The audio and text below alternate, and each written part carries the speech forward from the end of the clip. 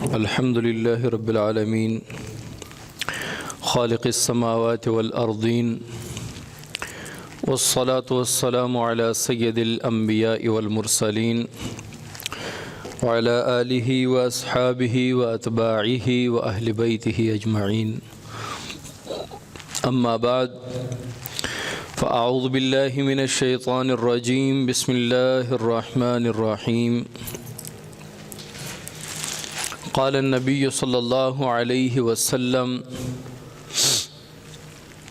صل من قطعك واعطي من حرمك واعف عمن ظلمك او كما قال علیہ الصلاة والسلام. حضرت عقبہ بن عامر رضی اللہ تعالی عنہ ایک حدیث روایت کرتے ہیں. فرماتے ہیں کہ میں رسول اللہ صلی اللہ علیہ وسلم کے پاس آیا تو حضور صلی اللہ علیہ وسلم نے مجھے کچھ نصیحت ارشاد فرمائی. اس حدیث مبارکہ میں آپ صلی اللہ علیہ وسلم نے 9 چیزوں کی نصیحت فرمائی حضرت عقبہ بن عامر رضی اللہ عنہ کو. ایک مرتبہ تشریف لائے حضور صلی اللہ علیہ وسلم کے پاس تو آپ صلی اللہ علیہ وسلم نے 3 نصیحتیں ارشاد فرمائی. دوبارہ آئے آپ صلی اللہ علیہ وسلم نے پھر 3 نصیحتیں ارشاد فرمائی. تیسری مرتبہ تشریف لائے پھر آپ صلی اللہ علیہ وسلم نے 3 چیزیں بتلائیں. یہ 9 چیزیں حضرت عقبہ بن عامر رضی اللہ تعالیٰ عنہ ایک حدیث میں روایت کرتے ہیں. ان 9 چیزوں کو ہم نے بھی اپنی زندگی میں لانا ہے. زندگی میں لائیں گے زندگی بھی خوبصورت، لوگ بھی خوش، اللہ بھی راضی، دنیا میں بھی فائدے، آخرت میں بھی فائدے. فرماتے ہیں کہ میں رسول اللہ صلی اللہ علیہ وسلم کے پاس آیا تو آپ صلی اللہ علیہ وسلم نے مجھے فرمایا صل من قطعک. صل کہتے ہیں صلہ رحمی کو، امر کا صیغہ ہے. صلہ رحمی کو کہتے ہیں، رشتہ داری کو جوڑنے کو کہتے ہیں صلہ رحمی. آپ صلی اللہ علیہ وسلم نے فرمایا صل من قطعک. رشتہ تو ہر رشتہ دار سے جوڑنا ہے، رشتہ ختم نہیں کرنا. ہر ایک عزیز کو عزیز سمجھنا ہے، رشتہ دار کو رشتہ دار سمجھنا ہے، اس کے حقوق کی پوری فکر کرنی ہے. لیکن یہاں پر حضور صلی اللہ علیہ وسلم نے رشتہ ان لوگوں کے ساتھ جوڑنے کا حکم فرمایا ہے جو آپ کے ساتھ رشتہ توڑے، جو آپ کے ساتھ سلام دعا بند کر دے، جو آپ سے ملنا جلنا بند کر دے، جو کہے کہ میری آپ سے غمی خوشی بند. تو ہمیں یہاں سب سے بڑی غیرت آڑے آ جاتی ہے کہ جب اس نے منع کر دیا، جب اس نے مجھ سے سلام دعا بند کر دی، جب وہ مجھ سے ملنا نہیں چاہتا تو میں اس سے کیوں ملوں، میں اس سے بات کیوں کروں، میں اس کو سلام کیوں کروں. حالانکہ اسلام کا یہاں نظریہ کچھ اور ہے، اسلام کا سبق کچھ اور ہے، اسلام کا حکم کچھ اور ہے. آپ صلی اللہ علیہ وسلم فرماتے ہیں صل من قطعک. رشتہ داری جوڑ ان لوگوں کے ساتھ جو آپ سے توڑے. جو آپ سے جوڑتا ہے اس کے ساتھ تو ہر کوئی جوڑتا ہے، بلکہ جو جوڑتا ہے وہ تو اگر غیر مسلم بھی، عیسائی بھی آپ کے ساتھ دوستانہ تعلق رکھتے ہیں تو مسلمان اس کے ساتھ دوستانہ تعلق شروع کر دیتا ہے. کوئی غیر جس کے ساتھ کوئی خونی رشتہ کچھ بھی نہ ہو، وہ بھی اگر آپ کے قریب ہوتا ہے تو انسان فطری طور پہ اس کے قریب ہو جاتا ہے. لیکن رشتہ دار ہو، اس رشتہ دار نے آپ سے رشتہ توڑا ہو، دور ہوا ہو، اس نے آپ سے بات چیت بند کی ہو، اس کے ساتھ رشتہ جوڑنے کا حکم شریعت نے فرمایا. صل من قطعک. رشتہ جوڑ اس کے ساتھ جو تیرے ساتھ توڑے. واعطی من حرمک. آگے حضور صلی اللہ علیہ وسلم فرماتے ہیں کہ 2 عنایت کرو اس سے جو آپ کو محروم کر دے، جو آپ کو محروم کر دے. یعنی ہمارے ہاں کیا ہوتا ہے، ہم شادی پہ اس کو بلاتے ہیں جس نے ہمیں شادی پہ بلایا ہو. ہم صدقات یا کوئی عیدی بھی اسے دیتے ہیں جس نے ہمیں دی ہو. آپ صلی اللہ علیہ وسلم فرماتے ہیں واعطی من حرمک، جس نے آپ کو محروم کر دیا، کوئی چیز تقسیم کر رہا ہے، کوئی دے رہا ہے، اس نے سب کو دے دیا، آپ کو محروم کر دیا، آپ کو نہیں دیا، تو اسلام کا حکم یہ ہے، حضور صلی اللہ علیہ وسلم کی حدیث اور نصیحت یہ ہے کہ اس سے دو جو آپ کو محروم کر دے۔ جو آپ کو دیتا ہے اس کو تو ہر کوئی دیتا ہے، اس کو تو ہر کوئی دیتا ہے بدلے میں، لیکن جو آپ کو محروم کرے اس کو دینا اصل دینا ہوتا ہے، جس کے بارے میں حضور صلی اللہ علیہ وسلم نے فرمایا واعطی من حرمک، عنایت کرو دو اسے جو آپ کو محروم کر دے۔ واعفو عمن ظلمک، یہ پہلی نشست کی 3 نصیحتیں ہیں، دوسری نشست کی پھر 3 نصیحتیں، پھر تیسری نشست کی 3 چیزیں جو آپ صلی اللہ علیہ وسلم نے ارشاد فرمائی۔ تیسری نصیحت پہلی نشست میں یہ فرمائی واعفو عمن ظلمک، جس نے آپ پر ظلم کیا اس کو معاف کر دو۔ اسلام کتنا خوبصورت مذہب ہے جو مسلمان کو اتنا خوبصورت باوقار بنانا چاہتا ہے اگر مکمل ہم اسلام پہ عمل کریں۔ اسلام اپنے ماننے والے کو کی تشخص کو برقرار رکھنا چاہتا ہے، اس کی خوبصورتی برقرار رکھنا چاہتا ہے۔ آج ہم اگر کہیں یورپ کی کوئی ایک بات سن لیں کہ کوئی یورپ کا گورا، کوئی عیسائی، وہ ایک اچھا کام کرے تو ہم یہاں بیٹھے اس کے گنگنانے لگ جاتے ہیں، دیکھیں کیسے لوگ ہیں، کتنے اچھے اخلاق والے لوگ ہیں، کتنے مہذب لوگ ہیں، کتنے تہذیب یافتہ لوگ ہیں، حالانکہ اس ایک ایک چیز کا حکم اسلام نے ہمیں دیا ہے۔ اسلام نے ہمیں بتایا ہے کہ اگر کوئی آپ کے ساتھ زیادتی کرے اس کو معاف کر دو۔ ہم تو غلطی بھی معاف نہیں کرتے، کوئی غلطی سے بھی ٹکر جائے نا، اب کوئی پاگل ہی ہوگا جو جان بوجھ کے اپنی گاڑی کسی کے ساتھ جا کے ٹکرا دے۔ ظاہر ہے غلطی سے گاڑی ٹکرتی، ہاں لاپرواہی ہوگی، سپیڈ ہائی ہو، لیکن ٹکر جو ہے وہ قصدن نہیں ہوتا، لاپرواہی میں ہو گیا، غلطی سے ہو گیا۔ ہم غلطی کو بھی کسی کو معاف نہیں کرتے، اسلام ہمیں کہتا ہے جو قصدن آپ پر ظلم کرے اس کو بھی معاف کر دو، اس کو بھی معاف کر دو۔ آپ صلی اللہ علیہ وسلم ایک حدیث مبارکہ میں قسم اٹھا کر چند چیزیں ارشاد فرماتے ہیں رب کعبہ کی قسم، جو عاجزی کرتا ہے اللہ کریم اس کی عزت کو اور بڑھا دیتا ہے۔ ہم کہتے ہیں کہ اگر ہم عاجزی کریں گے تو لوگ ہمیں کمزور سمجھیں گے، اور اللہ کا نظام کچھ اور ہے۔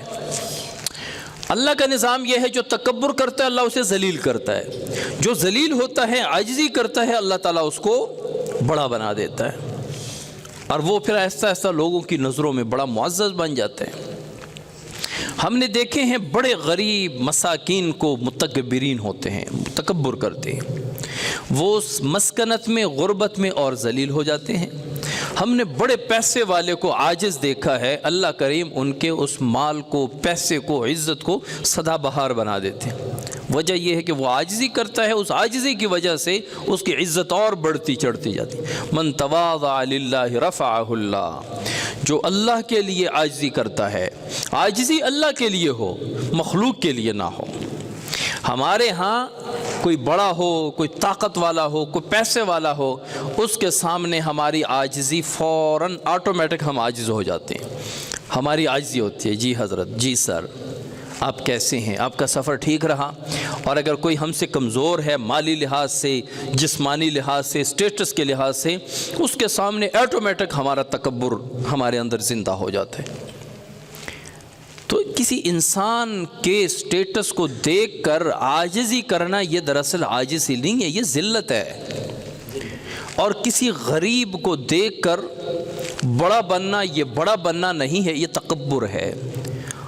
تو اللہ تعالیٰ، آپ صلی اللہ علیہ وسلم فرماتے ہیں من تواضع للہ، جو اللہ کے لیے عاجزی، اور جو اللہ کے لیے عاجزی کرتا ہے اس کے سامنے پھر بادشاہ اور گدھا ایک ہوتے ہیں۔ وہ ایسا نہیں ہوتا کہ بادشاہ کے سامنے تو اس کے اندر عاجزی آ جاتی ہے، گدھا کے سامنے نہیں آتی۔ اس کے پھر اخلاق بادشاہ اور گدا کے سامنے ایک ہوتی ہیں. ہمارے ہاں بڑے کے سامنے ہم با اخلاق ہو جاتے ہیں، چھوٹوں کے سامنے ہم بد اخلاق ہو جاتے ہیں. یہ اخلاق نہیں ہے، یہ ڈر ہے، یہ خوف ہے کہ انسان کے اندر بڑے کو دیکھ کر ڈر آ جاتا ہے تو وہ اچھے اخلاق کا مظاہرہ کرتا ہے. اگر کوئی چھوٹا آ جائے تو اپنے اندر تکبر آ جاتا ہے تو وہ غرور کر تکبر کا مظاہرہ کرتا ہے. مسلمان وہ ہے جس کی اندرونی کیفیت اللہ کے سوا باقی سب کے سامنے ایک ہو. جب ایک انسان، ایک مسلمان صرف اللہ سے ڈرتا ہے، وہ کبھی مخلوق سے نہیں ڈرتا. آپ اگر کسی کو بہادر کو دیکھنا چاہتے ہیں کہ بہادر کون ہے، تو بہادر کو اس طرح نہ آپ دیکھیں کہ یہ بڑا بہادر ہے کیونکہ یہ اس کی باڈی بہت بڑی ہے، یہ بہادر ہوگا. اس کے پاس مال دولت پیسہ بڑا ہوگا، یہ بہادر ہوگا. یہ شخص جو ہے اس کا بیک گراؤنڈ بڑا سٹرونگ ہے تو یہ بہادر ہوگا. نہیں، جو شخص جتنا زیادہ متقی ہوگا، اللہ سے ڈرنے والا ہوگا، وہ دنیا کے لحاظ سے سب سے بڑا بہادر ہوگا، وہ سب سے زیادہ بہادر ہوگا. اور جو جتنا اللہ سے ڈر اور خوف اس کے دل میں نہیں ہوگا، یعنی اللہ سے نہیں ڈرے گا، وہ دنیا میں سب سے بڑا بزدل ہوگا. بہادر نہیں ہوگا، وہ دلیر نہیں ہوگا. متکبر ہو سکتا ہے لیکن اصلی میدان میں وہ کمزور پڑ جائے گا. تو مسلمان، حضور صلی اللہ علیہ وسلم فرماتے ہیں من تواضع للہ، جو اللہ کے لیے عاجزی اختیار کرے، اللہ کے لیے تواضع اختیار کرے، عاجزی اختیار کرے، رفعہ اللہ، اللہ کریم اس کو اور بلند کر دیتا ہے. مٹا دے اپنی ہستی کو اگر کچھ مرتبہ چاہیے، مٹا دے اپنی ہستی کو اگر کچھ مرتبہ چاہیے کہ دانہ خاک میں مل کر گل و گلزار ہوتا ہے. ایک دانہ، ایک بیج خاک میں اپنے آپ کو ملا دیتا ہے، مٹی میں ملا دیتا ہے، مٹی میں دفن کر دیتا ہے. اس کے بعد وہ ایک خوبصورت پھول، خوبصورت پودا، خوبصورت درخت، خوبصورت سبزہ بن کے نکلتا ہے. اور اگر یہ بیج اپنے آپ کو کچھ سمجھے اور کہے کہ نہیں، میں نے زمین میں نہیں، میں نے چھت پہ بیٹھنا ہے اور میں نے اوپر رہنا ہے، میں نے نیچے نہیں دبنا، تو یہ کبھی گل و گلزار نہیں ہو سکتا. خراب تو ہو سکتا ہے، ضائع ہو سکتا ہے یہ بیج، کبھی گل و گلزار نہیں ہوتا. من تواضع للہ رفعہ اللہ، جو اللہ کے لیے عاجزی اختیار کرے، اللہ کے لیے، رفعہ اللہ، اللہ اسے اور بلند کر دیتا ہے. اور جو تکبر کرتا ہے، وضعہ اللہ، اللہ تعالیٰ اس کو ذلیل و رسوا کر دیتا ہے. بلکہ متکبرین کے بارے میں حضور صلی اللہ علیہ وسلم فرماتے ہیں کہ قیامت والے دن میدان محشر میں کیڑے مکوڑوں کی طرح لوگوں کے پاؤں میں رینگتے ہوئے پھریں گے. اللہ تعالیٰ ان کو قیامت کے میدان محشر میں بھی ذلیل کریں گے کہ یہ لوگ دنیا میں تکبر کرتے تھے. حضور صلی اللہ علیہ وسلم حدیث قدسی میں اللہ تعالیٰ فرماتے ہیں کہ الکبریاء رداء، یہ تکبر، یہ بڑھائی، یہ میری چادر ہے. جو دنیا میں تکبر کرتا ہے گویا میری چادر میرے تن بدن سے کھینچ لیتا ہے. تو حضور صلی اللہ علیہ وسلم فرماتے ہیں صل من قطعک، رشتہ داری سنبھالو، جوڑو اس کے ساتھ من قطعک، جو آپ سے رشتے کو توڑ دے. واعطی من حرمک، اس کو دو جو آپ کو محروم کر دے. دعوت پہ اس کو بلاؤ جس نے آپ کو نہیں بلایا، شادی میں اس کو بلاؤ جس نے آپ کو نہیں بلایا، غمی میں اس کو بلاؤ جس نے آپ کو نہیں بلایا، پروگرام میں اس کو بلاؤ جس نے آپ کو نہیں بلایا. اگر آپ ان سب کو بلائیں گے جنہوں نے آپ کو بلایا ہے تو اس کو ادلا بدلی کہتے ہیں. یہ کاروبار ہوا، یہ رشتہ داری نہ ہوئی، یہ کوئی دعوت نہ ہوئی. آپ لوگوں میں دیکھیں، ہمارے ہاں یہ عام ہے، یار ان کے بیٹے کی شادی تھی، انہوں نے ہمیں بلایا نہیں بلایا، بس انہیں رہنے دیں. حضور صلی اللہ علیہ وسلم کے صاف الفاظ ہیں، واعطی من حرمک، دو اس کو جس نے آپ کو محروم کر دیا، بھلا دیا، چھوڑ دیا. اور پہلی نشست کی تیسری نصیحت ارشاد فرمائی، واعف عمن ظلمک، جس نے آپ پر ظلم کیا اس کو معاف کر دو. اللہ کے لیے اس کو معاف کر دو. اللہ پھر کیا انعام دیں گے؟ اللہ دنیا میں اس ظالم سے آپ کی عزت مقام اور مرتبے کو بلند کر دیں گے، اور قیامت والے دن بھی آپ کو اس کا بہترین نعم البدل ملے گا۔ ہمارے ہاں غیرت، طاقت، قوت ایک مسلمان کے اندر یہی ہے کہ اگر اسے کوئی مسلمان للکارے، کوئی برا بھلا کہے تو اس کی غیرت اجاگ جاتی ہے کہ اس نے مجھے ایسے کہا، میں چھوڑوں گا نہیں اسے۔ حضور فرماتے ہیں کہ واعف عمن ظلمک، اسے معاف کر دو جس نے تم پر ظلم کیا، جس نے آپ کے ساتھ ظلم و زیادتی کی ہے اسے معاف کر دو۔ اللہ تو دیکھ رہا ہے، اللہ اس کے ظلم کو بھی دیکھ رہا ہے، آپ کے معاف کرنے کو بھی دیکھ رہا ہے۔ اللہ تعالیٰ اس کے ظلم کو بھی ضائع نہیں کرے گا، آپ کے معاف کرنے کو بھی ضائع نہیں کرے گا۔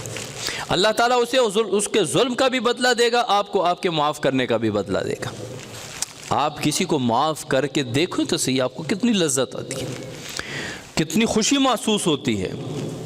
وہ خوشی اس لیے محسوس ہوتی ہے کہ تمہارا رب راضی ہو جاتا ہے۔ رب راضی تو جگ راضی، پوری دنیا راضی۔ حضرت عقبہ بن عامر رضی اللہ تعالیٰ عنہ فرماتے ہیں کہ میں نے یہ 3 نصیحتیں اپنے پاس یاد کریں، چلا گیا۔ کون سی تین نصیحتیں؟ صل من قطعک، اس سے رشتہ جوڑو جس نے آپ سے رشتہ توڑا، واتی من حرمک، جس نے آپ کو محروم کیا اس کو دو، اور واعف عمن ظلمک، جس نے آپ پر ظلم کیا، زیادتی کی، اس کو معاف کر دو۔ یہ 3 نصیحتیں حضور صلی اللہ علیہ وسلم نے پہلی نشست میں ارشاد فرمائی۔ میں نے یہ سنی، چلا گیا، دوبارہ آیا حضور صلی اللہ علیہ وسلم کے پاس، آپ صلی اللہ علیہ وسلم نے پھر 3 نصیحتیں فرمائی۔ پھر کون سی فرمائی؟ امسک علیک لسانک ولیسعک بیتک وابکی علی خطیئتک۔ نمبر 1، امسک علیک لسانک، اپنی زبان کو اپنے کنٹرول میں رکھو۔ جس انسان کی زبان اس کے کنٹرول میں ہوگا وہ کبھی بھی پریشانی کا سامنا نہیں کرے گا۔ جب بھی انسان پریشانی کا سامنا کرنا پڑے کسی انسان کو، تو سب سے زیادہ مواقع جو ہے نا وہ زبان کی وجہ سے آتے ہیں۔ زبان سے کوئی غلط بول دی، زبان سے کوئی ایسی بات کر دی جس سے اگلے کا دل خفا ہوا یا اگلے پہ چوٹ لگی، اس نے بدلے میں اس کو گالی دی، اس نے برا بھلا کہا، اس نے آپ کے عیوب بیان کرنا شروع کر دیے، تو انسان اکثر نقصان میں جاتا ہے اپنی زبان کی وجہ سے۔ آپ صلی اللہ علیہ وسلم نے فرمایا امسک علیک لسانک، اپنی زبان کو اپنے قابو میں رکھو۔ پہلے تولو، بعد میں منہ سے بولو۔ پہلے دل میں تولو، بعد میں منہ سے بولو۔ جو بھی بات کرنی ہے پہلے اس کو تولو صحیح۔ میری اس بات سے اللہ تو ناراض نہیں ہوں گے، میری اس بات سے سامنے والا تو ناراض نہیں ہوگا، یا میری اس بات سے کوئی تیسرا بندہ جو یہاں نہیں ہے وہ ناراض تو نہیں ہوگا اگر اسے پتہ چلے گا۔ کسی کی کوئی ناراضگی نہیں، کسی کا کوئی نقصان نہیں، تو بس کر دو۔ من کثر لغتہ کثر غلطہ، ایک ہم طالب علمی سے پڑھتے ہوئے آ رہے ہیں، جو بولتا زیادہ ہے اس کی غلطیاں زیادہ ہوتی ہیں، جو بہت زیادہ بولتے ہیں اس سے غلطیاں بھی بہت زیادہ ہوتی ہیں۔ اور عربی کا ایک خوبصورت شعر ہے، النطق زین والسکوت سلامۃ فاذا نطقت فلا تکن مکثارا۔ النطق زین، یہ بات کرنا یہ خوبصورتی ہے انسان کی، بات جو کی جاتی ہے نا یہ باتیں انسان کی خوبصورتی ہیں۔ بعض دفعہ ہم دیکھتے ہیں کسی انسان کو، وہ بڑا میلا کچیلا، بدن سے کمزور، لاغر، پچکے گال اور پیلا چہرہ، لیکن بات بڑی خوبصورت کرتا ہے، باتیں بڑی شاندار کرتا ہے، انداز گفتگو بڑی کمال کی ہوتی ہے۔ اس انداز گفتگو کی وجہ سے وہ بندہ جو ہے نا وہ ہمارے دل میں جگہ بنا لیتا ہے۔ اب چاہے اس کے پچ کے گال ہوں، کمزور ہوں، بدن کا چہرے کا کالا ہو، پھٹے پرانے کپڑے ہوں، میلے کچیلے کپڑے ہوں، لیکن اس کا انداز گفتگو جو ہے وہ اتنا میٹھا ہوتا ہے کہ انسان کے دل میں جگہ بنا لیتا ہے۔ اور بعض دفعہ ہم دیکھتے ہیں بڑا سوٹڈ بوٹڈ خوبصورت نوجوان سرخ سفید، بات کرنے کا انداز بڑا کمزور ہوتا ہے، بات منہ سے ایسی نکالتا ہے کہ اگلے کے دل پہ چوٹ لگتی ہے۔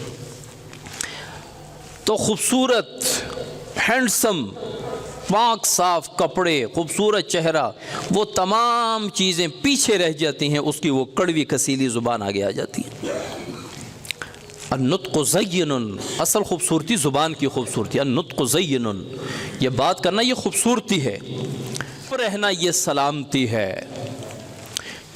جتنی ضرورت ہو اچھے انداز و الفاظ میں اچھی گفتگو انسان کو خوبصورت بنا دیتا ہے، لیکن اگر ضرورت نہیں پھر خاموش رہنے میں ہی سلامتی ہے، والسکوت سلامت۔ اب ہم کیا کریں گے؟ شاعر نے پہلے جملے میں دو چیزیں پانی اور آگ کو اکٹھا کر دیا۔ بولنا خوبصورتی ہے تو ہم بولیں گے، آگے کہتے ہیں چپ رہنا سلامتی ہے تو ہم چپ رہیں گے۔ اب کیا کریں؟ بولیں تاکہ خوبصورت لگیں یا چپ رہیں تاکہ سلامت رہیں؟ سلامتی کا یہ مطلب کہ اب آپ کو زیادہ نقصان نہیں پہنچے گا، نقصان سے، لوگوں کی باتوں سے آپ محفوظ رہیں گے، سلامت رہیں گے۔ اب ہم بول کر خوبصورتی کا اظہار کریں یا چپ رہ کر اپنے آپ کو سلامت رکھیں؟ اگلے جملے میں، اگلے قطعے میں شاعر بڑے خوبصورت انداز میں ہمیں بتا رہا ہے، فَإِذَا نَطَقْتَ فَلَا تَكُنْ مِكْثَارًا، تو جب بھی بات کرو فَلَا تَكُنْ مِكْثَارًا، زیادہ لمبی چوڑی باتیں نہ کرو، ایسے بولتے ہی چلے جاؤ، بولتے ہی چلے جاؤ۔ انسان جب زیادہ بولتا ہے نا تو پھر ایک موقع آتا ہے کہ انسان کی زبان اور دماغ آپس میں اس کا ربط ٹوٹ جاتا ہے، پھر انسان جو ہے نا پھر وہ آل فال بولنا شروع کر دیتا ہے، پھر اس کو بعد میں پتہ چلتا ہے یار میں نے یہ بات کی، مجھے پتہ ہی نہیں چلا، مجھے سمجھ نہیں آئی۔ تو شاعر فرماتے ہیں فَإِذَا نَطَقْتَ، جب تو بات کرے فَلَا تَكُنْ مِكْثَارًا، زیادہ باتیں نہ کر، تھوڑی باتیں کر۔ وہ کہتا ہے تھوڑا کھا ستھرا کھا، تھوڑا کھا ستھرا کھا، تھوڑی بات کرو ستھری بات کرو۔ ایسے نہیں، بعض لوگ محفل میں جب بیٹھتے ہیں تو ان کو بڑا عجیب لگتا ہے کہ کیسے لوگ بات کر رہے ہیں، میں خاموش رہوں، اب بات بھی کوئی ڈھنگ کی بات نہیں آ رہی ذہن میں، تو ایسے ہی درمیان میں کود پڑتے ہیں اور کوئی نہ کوئی بات کر دیتے، پھر اپنے اس کارنامے کی وجہ سے لوگوں کے مذاق کا سبب بن جاتے ہیں اور پھر لوگ اس کا مذاق اڑاتے ہیں۔ بھئی بات اگر ہے کوئی کام کی کرو، نہیں ہے تو 1 گھنٹہ بھی اگر خاموش رہنا پڑے تو خاموش بیٹھے رہے۔ فَإِذَا نَطَقْتَ فَلَا تَكُنْ مِكْثَارًا، اور اگر ضرورت ہو تو پھر ضرور بولو۔ ضرورت کے وقت خاموش رہنا جرم ہے اور خاموشی کے وقت بولنا جرم ہے۔ لقمان حکیم رحمۃ اللہ علیہ السلام، حکیم لقمان علیہ السلام سے کسی نے پوچھا کہ آپ نے اتنا مرتبہ کیسے پایا؟ انہوں نے فرمایا بلسان سؤول، زیادہ سوال پوچھنے والی زبان کی وجہ سے میں یہاں پہنچوں، یعنی جو بھی میں دیکھوں میں پوچھنے، بھئی آپ کہاں سے ہیں؟ میں لاہور سے ہوں۔ لاہور کس جگہ سے؟ میں لاہور میں ڈیفینس سے ہوں۔ اچھا ڈیفینس میں اپنی جگہ ہے یا کرائے پہ؟ نہیں اپنا گھر ہے۔ ماشاءاللہ کتنا ہے؟ 10 مرلے کا ہے۔ اچھا کیا کام کرتے ہیں؟ اب میں نے ایک مثال دی، یہ کسی سے نہیں پوچھنا، اگلا بندہ اکتا یار خیر تو ہے کیا پوچھ رہے ہیں؟ بلسان سؤول، یہ مطلب کہ آپ دین کے بارے میں لوگوں سے پوچھیں، آپ اچھی باتیں ادب کے لحاظ سے، دین کے لحاظ سے، تہذیب کے حوالے سے پوچھتے رہیں۔ تو حضور صلی اللہ علیہ وسلم نے فرمایا املک علیک لسانک، نمبر 1 دوسری نشست میں، ولیسعک بیتک، آپ کا گھر آپ کو جگہ دے، یعنی اپنے گھر میں رہو، بلا ضرورت گھر سے نہ نکلو۔ جیسے پہلی نصیحت میں بلا ضرورت بولو نہ، دوسرے نمبر بلا ضرورت گھر سے نہ نکلو۔ ہماری اکثر باہر جانے کی وجہ کوئی نہیں ہوتی، ہم بلا ضرورت بس وہ دل نہیں لگتا چلو اڈے پہ تھوڑا سا چلے جائیں۔ اڈے میں کیا ہے؟ شیطان کی بیٹھک ہے بازار، بازار میں اپنا کام کر کے واپس نکلا کرو۔ بازار میں بیٹھ کے خوشگبیاں کرنا، یہ اسلام اس کو پسند نہیں کرتا، حرام نہیں کہتے اس کو، لیکن بعض چیزیں مناسب نامناسب ہوتی ہیں، اسلام اس کو پسند نہیں کرتا کہ آپ بازار میں جا کے خوشگبیاں کرتے رہیں۔ بازار میں جائیں، ضرورت کا کام کریں اور گھر آ کے بیٹھ جائیں۔ امسک علیک لسانک ولیسعک بیتک وابکی علی خطیئتک، اور اپنے گناہوں پر رو۔ یہ دوسری نشست میں تیسری نصیحت۔ اور تیسری حضرت عقبہ بن عامر فرماتے ہیں کہ جب میں گیا تیسری مرتبہ پھر حضور صلی اللہ علیہ وسلم کے پاس آیا تو آپ صلی اللہ علیہ وسلم نے پھر 3 چیزیں ارشاد فرمائی کہ 3 صورتیں میں آپ کو بتاتا ہوں جو نہ تورات میں ہے، نہ انجیل میں، نہ زبور میں، نہ قرآن میں اس جیسی کوئی صورت ہے۔ فرمایا حضور صلی اللہ علیہ وسلم نے کہ سورہ اخلاص، سورہ فلق اور سورہ ناس، یعنی قرآن مجید کی آخری 3 صورتیں، اور حضور نے فرمایا کہ کوئی رات آپ پر ایسی نہ گزرے جس رات کے شروع میں آپ یہ 3 صورتیں نہ پڑھیں۔ حضور صلی اللہ علیہ وسلم یہ صورتیں پڑھ کے ہاتھوں پہ دم کر کے پورے جسم پر پھیرتے تھے۔ یہ حصار ہے اپنی حفاظت کے لیے حضور صلی اللہ علیہ وسلم آخری دم تک کرتے رہے، حتیٰ کہ علماء نے لکھا ہے تاریخ کی سیرت کی کتابوں نے کہ جب حضور صلی اللہ علیہ وسلم کا بالکل آخری وقت تھا اور حضور صلی اللہ علیہ وسلم خود پڑھ کے اپنے ہاتھوں پہ دم کر کے اپنے جسم پہ پھیر نہیں سکتے تھے تو حضرت عائشہ رضی اللہ تعالیٰ عنہ پڑھ کے اپنے ہاتھوں پہ پھیر کے دم کر کے حضور صلی اللہ علیہ وسلم کے جسم اتھر پر پھیرا کرتے تھے۔ تو یہ 3 صورتیں سورہ اخلاص، سورہ فلق، سورہ ناس رات کو پڑھ کے اپنے ہاتھوں پہ دم کر کے پورے جسم پر پھیرا کریں۔ اللہ کریم ہم سب کو عمل کی توفیق عطا فرمائے۔ وما علینا الا البلاغ۔